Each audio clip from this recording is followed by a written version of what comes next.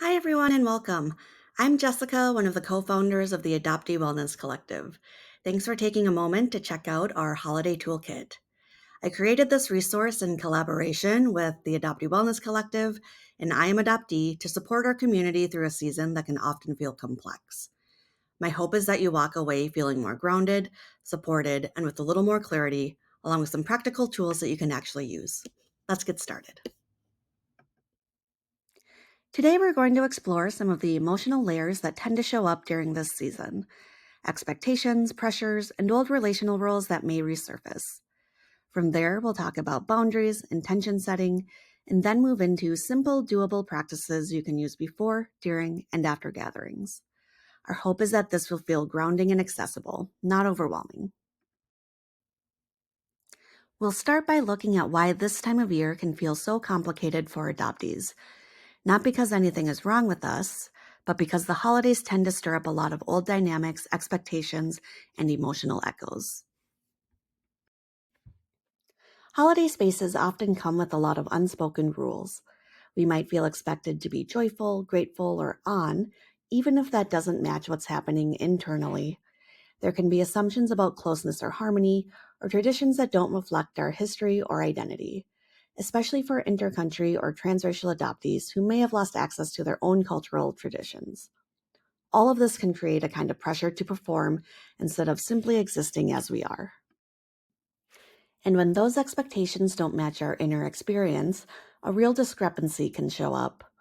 Many adoptees describe feeling like an outsider in subtle or obvious ways, such as noticing the physical differences that become more visible in extended family spaces. We might feel pressure to keep the peace, to be pleasant or easy, or to hold our emotions inside so we don't create conflict or discomfort. And because the body remembers, old relational rules and patterns can surface the moment we return to familiar environments. Take a moment to check in with yourself. What feelings or patterns tend to show up for you during this season? And when you think about holiday expectations, what feels most challenging or activating for you? There's no right answer here. Simply noticing these things can help you understand what you might need as you move forward. Next, we're going to look at relational roles, the automatic ways we sometimes show up in family systems, especially during the holidays. Many adoptees move into familiar relational roles during family gatherings, roles that often began as early survival strategies.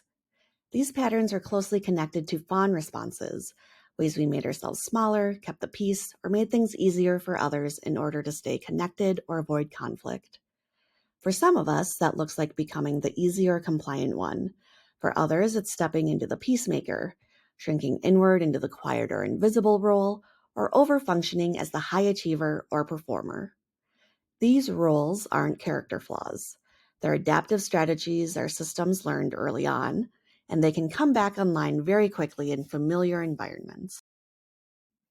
As we grow and trust ourselves more, different roles can start to take shape, roles rooted in authenticity rather than survival.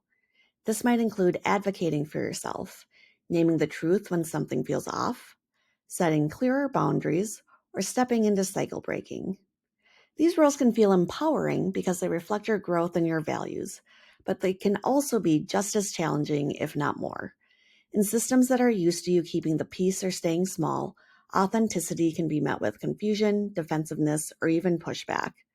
So even though these roles come from a place of strength, they can still require a lot of emotional energy to navigate. These roles can resurface quickly, especially during the holidays, and there are a few reasons why. Psychologically, they're familiar survival strategies, patterns your system learned early on to stay safe and connected. Environmentally, being back in old spaces or around family can pull those roles forward without you even realizing it. Relationally, there may still be fear of conflict, rejection, or being misunderstood. And internally, authenticity can feel risky in places where you've historically had to adapt. Nothing is wrong with you when these roles come up. It's your nervous system doing what it learned to do. Awareness just gives you more room to choose differently when you want to. Take a moment to reflect. Which of these roles do you tend to step into during holiday gatherings? And as you think about that, consider what this role helps you manage or protect yourself from. These roles didn't come out of nowhere. They were strategies that once helped you navigate relationships or stay connected. Naming the role and its purpose can bring more understanding and a bit more choice into those moments. In this next section, we'll look at the shoulds that tend to show up around the holidays and how boundaries can help bring back a sense of choice and stability. A lot of adoptees carry quiet shoulds this time of year.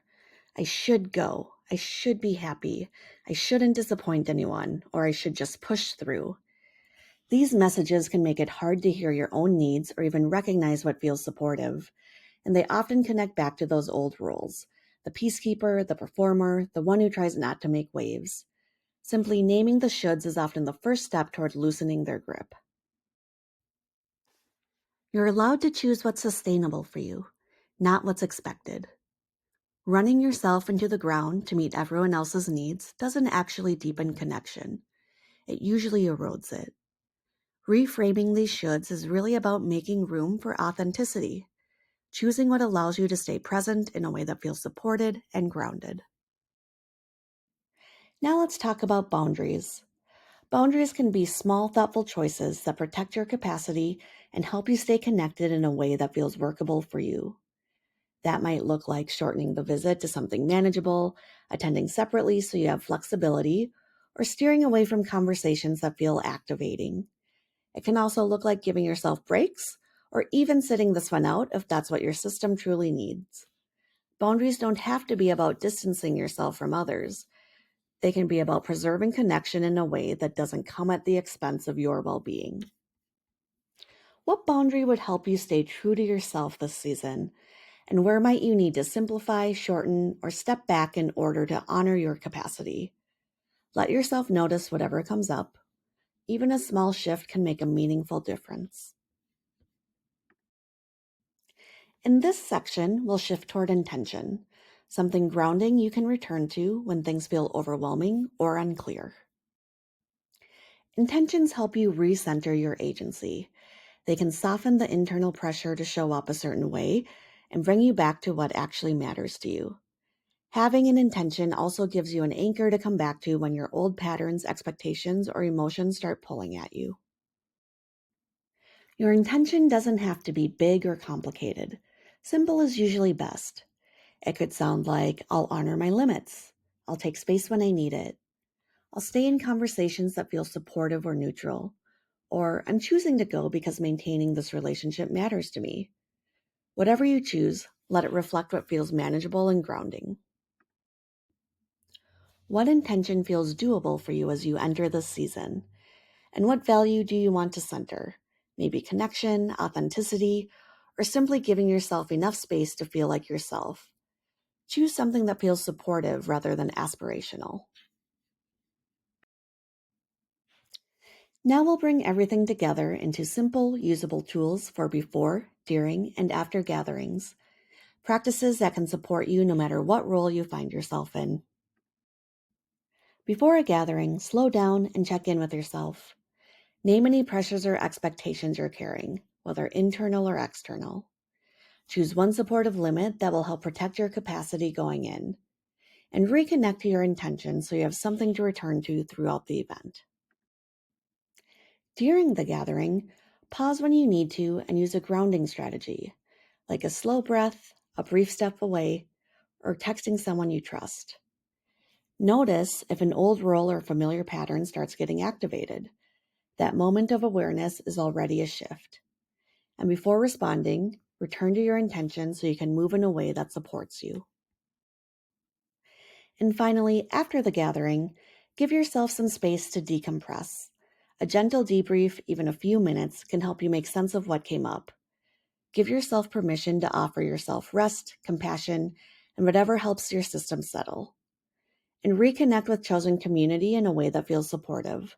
What happens after the gathering often matters just as much as what happens during it. Here's a summary of the complete toolkit. Use the rules you identified as a lens for what support might feel most settling and sustainable, especially in those moments when you feel pulled back into old patterns.